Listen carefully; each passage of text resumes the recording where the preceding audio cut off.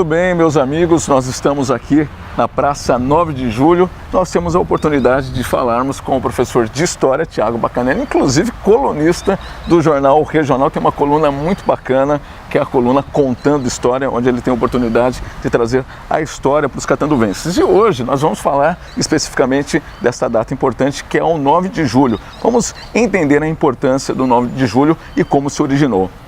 Thiago, eu agradeço a sua participação no nosso programa. Eu gostaria que você falasse, né? Ou seja, da importância e da história do 9 de julho. Como que originou? Bom, Midi, para a gente pensar o 9 de julho, né, em história nada acontece por acaso. Não foi de repente que eles quiseram fazer uma revolução. Nós temos que voltar 2 anos antes. 1930, Getúlio Vargas vai fazer um movimento, uma chamada Revolução de 30. Nós temos que pensar que, politicamente falando, a história do Brasil, nesse início de república, ela era marcada por uma política chamada política café com leite. A alternância de poder entre São Paulo e Minas Gerais. Isso corre muito bem. Quando chega em 1929, nós temos no poder o Washington Luiz, um paulista, que por esse acordo, vamos pensar assim, deveria indicar um mineiro. Não o faz, indica um outro paulista, Júlio Prestes. Minas Gerais, se sentindo prejudicada, faz uma aliança. Minas Gerais, Rio Grande do Sul, Paraíba, e lançam a figura de Getúlio Vargas, juntamente com João Pessoa, para concorrer à presidência. Perdem, Getúlio perde na eleição, Júlio Prestes acaba ganhando. Só que isso vai desencadear uma série de discussões, principalmente na questão da ilegalidade da eleição. Passa-se poucos tempos, João Pessoa é assassinado, e aí nós temos um movimento com o apoio do Exército, onde Vargas toma o poder, isso em 1930. Suspende a Constituição, expulsa o Washington Luiz do poder, Júlio Prestes nem acaba assumindo, né, e passa a governar de maneira autoritária através de decretos-leis. Muito bem. 2 anos se passam, nós temos então o movimento encabeçado por São Paulo, e aí é engraçado a gente pensar, porque em história há uma construção muito grande em cima de fatos. Né? Então, a gente tem que pensar que os movimentos políticos, eles não são neutros. Então, vem com aquela mensagem linda dizendo, por exemplo, que olha, São Paulo fez uma revolução buscando uma Constituição. Na verdade, isso foi uma justificativa, mas nós sabemos que atrás dessa luta constitucionalista nós tínhamos um interesse político, principalmente porque se sentiram prejudicados em relação à expulsão em 1930.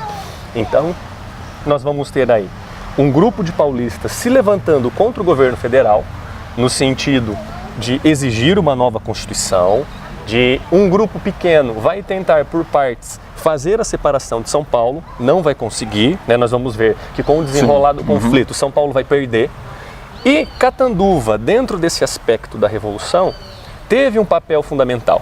Fundamental no sentido de vários catanduvenses, nós estamos aqui na Praça 9 de Julho, aqui, né? Inclusive esse painel né, recebe o nome de A Despedida. Esse painel foi feito em 82, comemoração ao 50º da Revolução. Aqui nós temos também a figura, né, do próprio soldado constitucionalista, a própria praça em si que dá o nome, né, 9 de Julho, no cemitério Nossa Senhora do Carmo. Nós temos também Ortega e Josué, que estão enterrados lá, juntamente com uma estátua de um soldado. Catanduva teve uma participação muito grande no conflito, né? Aproximadamente 80 catanduvenses foram lutar dentro do contexto da Revolução. 2 acabam se destacando, que é o Ortega e Josué, pela questão de morte. Não vamos pensar assim, né, que foram melhor do que os outros. Né? O que Catanduva teve nesse sentido? O batalhão feminino Estrela do Sul, que era um batalhão que ficou na cidade, dando todo amparo para as mulheres e familiares dos soldados que para lá foram. Nós tivemos a campanha Ouro para o Bem de São Paulo. Vai chegar um ponto que o Estado estava sem dinheiro, então fez uma campanha, precisava comprar armamento. É engraçado que vai chegar uma parte da Revolução, por exemplo, que eles não têm mais armamento, então eles usavam as matracas. Eles rodavam as matracas faziam barulho, a tropa do exército que estava longe achava que eles estavam com metralhadoras, mas na verdade não, era só barulho, porque vai ficar numa situação precária no fim do conflito. Então nós tínhamos essas campanhas, inclusive Catanduva, o pessoal doava aliança, doava ouro, eles recebiam uma medalha como participantes dessa revolução. No Museu Padre Albino, no Museu Municipal, nós temos muitas dessas medalhas, né? Para quem tiver curiosidade também vale a pena conferir. Então é nesse sentido, eu acho que a revolução. A gente só tem que tomar o cuidado, né? E não só na Revolução de 32, mas em vários fatos históricos. Né? A gente, infelizmente, a gente tem sempre essa ideia de mitificar ou a pessoa ou o ato. Certo. Né? E a história ela não é feita de heróis e vilões, ela foi feita de pessoas que tomaram decisões corretas, erradas em determinados momentos, que infelizmente prejudicaram uma grande quantidade de grupos. E a Revolução de 32, tirando todo esse caráter, né, patriótico que se cria, a gente sabe, foi uma linguagem constitucional.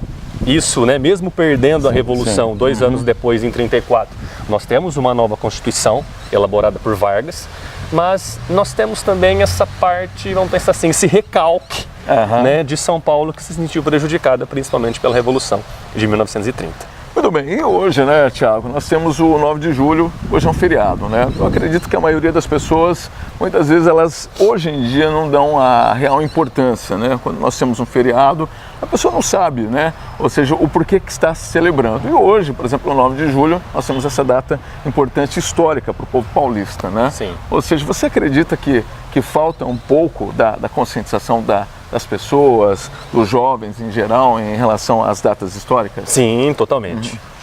Isso é engraçado, porque assim, se não me engano foi em 2008, eu fiz uma série de perguntas para pessoas na rua sobre a data do 9 de julho. Pouquíssimas souberam me responder o significado do feriado em si. Né? Hoje nós vivemos assim, numa sociedade muito rápida. Né? O Google, a sociedade da informática, ela me leva a querer tudo momentâneo. Então, é engraçado que é uma sociedade onde parece que todo mundo sabe, mas não sabe. Né? É uma grande diferença entre informação e conhecimento. Então o cara ele não sabe, o que é 9 de julho? Ele põe lá no celular dele, dia da Revolução. Mas ele não tem essa percepção histórica de entender o movimento. Né? E quando nós falamos de feriado, por exemplo, o povo gosta do feriado porque não trabalha. Não trabalha. É uma folga, é um lazer, e não vamos deixar de lado essa questão também. Mas assim, eu percebo de que infelizmente há uma desvalorização muito grande, não só em relação aos feriados quando falamos de história, mas quando falamos da história em si, infelizmente, muita gente enxerga a história como algo velho, como algo ultrapassado. E um povo sem história é um povo sem vida. Exato. Né? Nós hoje somos reflexo da nossa sociedade anterior, né? Das decisões que foram tomadas, da nossa família, de todas aquelas questões. E assim será os dias de hoje, né? Exatamente. As decisões tomadas irão refletir amanhã. Totalmente. Né? A história ela é viva. Né? Tem muita gente que acha que a história ela é como se fosse um museu. Não, a história ela é viva, ela está em constante transformação. Então eu acho que sim, que precisa sim uma maior conscientização. Né? Nós temos visto aí esses movimentos que ultimamente têm ganhado espaço dentro da sociedade, essas manifestações. É claro que tem um caráter político, por isso que eu digo de novo, né? Nada é neutro, sempre vai ter interesses em vários movimentos que nós temos, mas a partir do momento em que eu valorizo mais a minha história, eu estou valorizando eu enquanto pessoa, né? Porque quando eu busco uma melhoria na saúde, na educação, quando eu valorizo temas históricos que modificaram, por exemplo, a minha sociedade, eu estou me valorizando enquanto ser humano. Né? E isso é fundamental, né? Isso é fundamental. Por isso que assim, a história hoje, inclusive na sala de aula, ela tem um outro enfoque. Né? Se você voltar à história 40 anos atrás, ela era totalmente decorativa. Né? Decorava-se datas, nomes, uma série de coisas, muito sem saber o significado do processo. Exatamente. Né? Hoje a gente problematiza, né? A gente questiona. Eu tenho que entender, o aluno ele tem que saber, claro que a Revolução começou em 9 de julho, mas por que começou? Que efeito que se trouxe? O que tinha atrás disso? Exato. É só assim que a gente vai conseguir construir um aluno e um ser humano crítico, consciente, né? Que sabe, ou pelo menos busca tentar saber, os caminhos que levaram a nossa sociedade nos dias atuais. Tá certo, então eu gostaria muito de agradecê-lo pela sua participação no nosso programa, conversa com o Gustavo Midi. Grande prazer, né? Nós já tivemos outras oportunidades de entrevistas, inclusive no rádio também, né, Tiago? E sempre falando, né, ou seja, da história catanduvense, inclusive, né, falando da história catanduvense para a gente encerrar, para quem quiser conhecer um pouco mais da nossa história, né, principalmente os catanduvenses, nós temos, né, ou seja, o Museu Padre Albino como uma grande referência aqui da nossa cidade. E o que mais, Tiago? Histórica, assim, de visitação, né, o Museu Padre Albino, ele é muito completo. Ele tem tanto a parte documental quanto a parte relacionada a objetos, né? Ele é muito completo, é o museu que eu mais frequento, né? Nessa parte de pesquisa, tem muito trabalho produzido lá. Nós temos o Museu Municipal também, né? Que ele traz algumas coisas dessa parte também de objetos, documentação. Tem a coluna, né? Exato, a coluna, tem a minha coluna também. É semanal, domingo, né? Semanal, todo domingo, coluna contando história no Jornal Regional. Uhum. Nós temos um site na internet também do professor do senhor Nelson, né, do senhor Nelson Bassanete também, que faz divulgação de fotos e de fatos históricos. Então, assim, tem muita história, né? Catanduva tem muita história aí que a gente conta, mas sempre tem algo a mais para se falar. E é muito gratificante. Agradeço também o convite, a oportunidade de estar aqui. É um grande prazer, Tiago. O prazer foi meu. Muito obrigado. E amanhã, né, Tiago? Amanhã, hoje sábado, né, 9 de julho, como nós estamos falando, amanhã, inclusive, tem tem uma coluna especial falando justamente da Revolução, né? Sim. Tá certo, então. Tiago, muito obrigado e eu agradeço, né, a audiência de todos vocês que nos acompanharam aqui pela internet, o programa Conversa com Gustavo Midi.